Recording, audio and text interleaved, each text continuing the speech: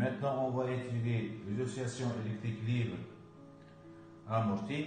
Donc, on va étudier la décharge d'un condensateur à travers un dipôle RL. Donc, pour cela, on va utiliser le matériel suivant. Donc, un générateur de tension idéale de FME égale à 6 volts. Évidemment, un commutateur, interrupteur à double position.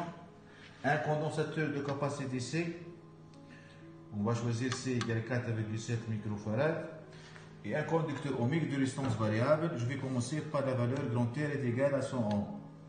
Et une bobine d'inductance L égale 1 hori et de résistance interne P égale à 12 ohms. Donc, dans la suite, on va visualiser ensemble la tension utilité sur CH1. Et on a déjà fait les réglages. Donc, vous voyez bien, la sensibilité verticale concernant la tension utilité, c'est 2 volts par division. Donc, et on va visualiser sur CH2 la tension aux bornes du résisteur. De même, on a choisi la sensibilité verticale 1 volt par division.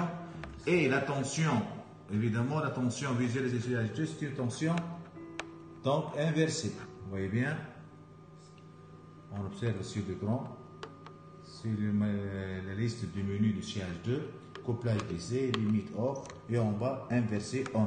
C'est-à-dire la tension aux bornes du résisteur peut être inversée. Donc, et on a choisi qu'on a dit, Michel, ou bien sensibilité verticale, 1 volt par division. Concernant le choix de l'origine des deux tensions, sont confondus. Donc, pour les deux tensions, c'est le trait horizontal, juste au milieu. Et pour le réglage horizontal, on a choisi l'origine de temps, vous voyez bien, le curseur bleu, à partir de cet instant.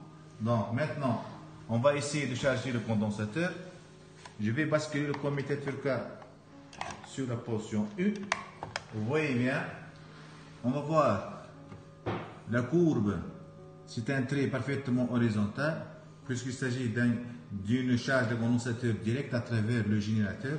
Donc, 1, 2, 3, 3 fois 2. Donc, vous voyez bien que UC passe directement de la valeur 0 à la valeur E qui est égale à 6 volts. C'est une charge directe. Maintenant, on va essayer de visualiser les deux tensions UC/dt et UR/dt au cours de la décharge. Donc, je vais basculer le commutateur dans la position 2. Donc, on observe sur l'écran deux tensions.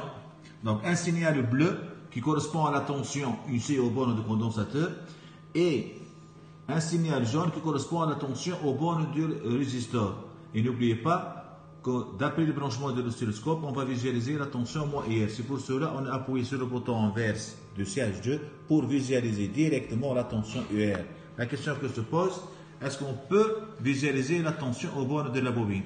Donc, nous connaissons que d'après la loi de May, UC/dt plus UR/dt plus UB/dt égale à 0. Par la suite, UB est égal à moins UC moins UR. C'est pour cela, on va essayer de renverser la tension UC/dt au niveau de CH1. Donc, j'appuie sur CH1. Vous voyez la liste du menu. Et je vais inverser la tension visualisée sur CH1. Par la suite, on va obtenir moins UC sur CH1. Et je vais éliminer l'inversement du signal de la tension UR sur CH2. Donc, je vais appuyer sur CH2 et je vais éliminer cette inversion. Donc, je vais visualiser sur CH2 moins UR. Maintenant, je vais faire la somme. Donc, maintenant, vous voyez directement sur le oscilloscope, les deux tensions, on va observer ici moins UC, la courbe bleue, et moins UR, la courbe jaune. Donc, maintenant, je vais faire la somme de ces deux signaux par le bouton. On appuie sur le bouton Mat. Et je vais faire la somme source A plus source B. Donc, on va obtenir un signal rouge. Vous voyez bien le signal rouge qui correspond directement à la tension UB/dt. Donc, c'est la courbe rouge. Si on veut éliminer, par exemple, la tension moins UC,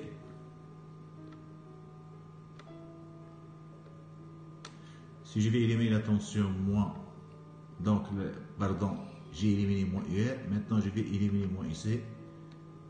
Et on va obtenir seulement la tension au bord de la bobine. Vous voyez bien, c'est la courbe rouge. On va étudier les différents régimes en faisant varier la résistance de grand L du résisteur. Et juste, on va visualiser la tension au bord du condensateur. Juste la tension au bord du condensateur. Au début, je vais choisir grand R égale à 100 ohms. Et chaque fois, on doit charger le condensateur.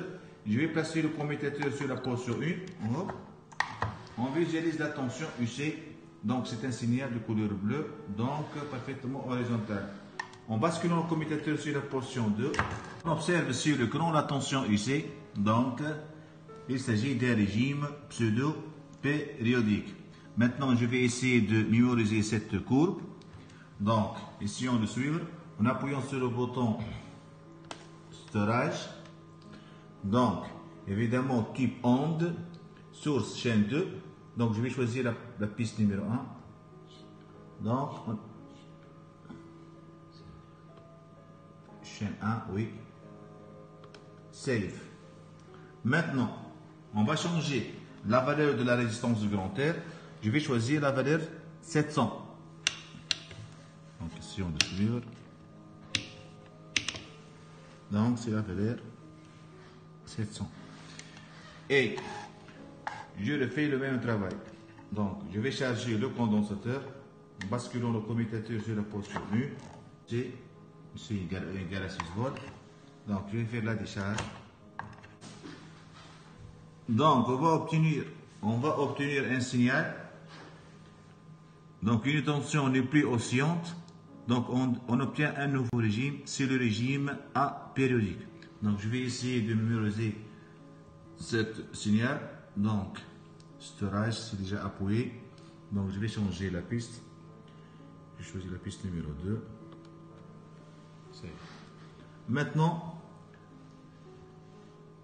je vais choisir la dernière valeur de R. Par exemple, 800, 900 ohms, par exemple. 1000 ohms.